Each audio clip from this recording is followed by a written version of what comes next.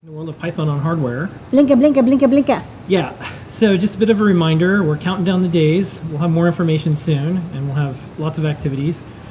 8/8/2019, that is CircuitPython Day, and it'll probably just be a bunch of online activities that day and also that weekend because 8/8 happens to be a Thursday, 8/9 is Friday, and then the weekend is the 10th and 11th. Probably going to make some shoes. These are cool shoes. Yeah, these are Vans, and you can use the But they look comfy. customizer on this, and we have all this cool blink art. So we have some ideas. Maybe we'll do some giveaways for things in addition to electronics. In our weekly newsletter, we have some fun projects. This is one from Noah and Pedro. You probably saw a lot of crank things, but this is a USB HID crank. So if you want to scroll or use your computer in a new and interesting way using a crank, this is a You can do that project for you. now. Big ink on the virtual link, digital link, Yeah. on Nordic's blog. Adafruit's Feather NRF 52840 Express board and developing with CircuitPython. So this particular chipset, a lot of people are interested in it, a lot of people are buying it. We've been selling a ton of these boards. Nordic has an entire write-up on this board, how to use CircuitPython, a little bit about Feather, a little bit about Adafruit, a little bit about everything. Check it out, it's on their blog. Okay, some updates to CircuitPython.org. Yep. Hug report to Justin and team. This download section is now like 1,000,000 times faster I know. because we have these beautiful photos, and now we have specific versions for depending on what size Yep. you're viewing it. And we also last week added the Blinka page for the Linux Yeah, boards as you well. can go to it's an item up there now. It's after library/Blinka. Yep. And we're adding more Linux boards all the time. Constantly. This one, since you hang out in GitHub all the time, when you look at Adafruit-Blinka, you can see a dependency graph now. This is a new thing. Yeah. 267 repositories and 130 packages Right. So use Blinka. because in we some way. have because Blinka is a Python library, and you can have requirements.txt. I think that's how it does it. GitHub, I guess, it can look into, is introspective into people's repositories, and it sees what projects out there are people building that use this library through the dependency, the requirements.txt file, or setup.py or whatever. And it looked like there was about 200. Oh, do you want to go back? Sorry. Yeah, there's 267. 267, and some of them are hours. But you can see like CircuitPython DF3502 and RGB LED. But then also like Home Assisted or EE49 SP 2019. So it's somebody's somebody's class somebody's taking, or Halicrafter, maybe some sort of, I don't know actually, or mobile NV terms Python, maybe environmental sensing. So it's interesting to see what, as we release more libraries in CircuitPython libraries.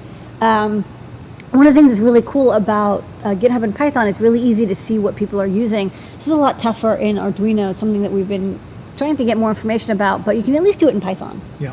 So if you have Python libraries, check out the dependency graph. I don't know if it's a beta thing. Actually, noticed today also you can like link, it'll do automatic linking between functions. It has like a doxygen-y type thing going on built in.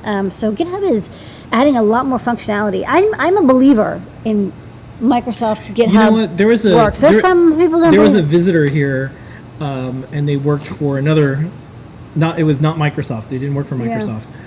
Another large tech company, and we were talking about GitHub and like acquisitions and all sorts of things.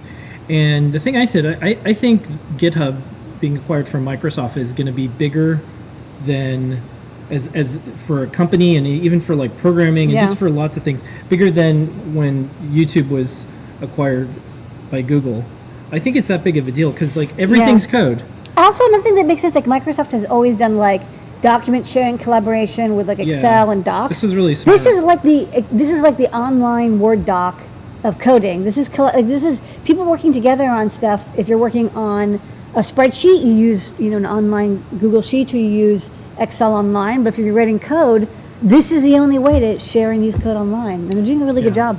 I am impressed. I was not paid to say that too. I really believe it.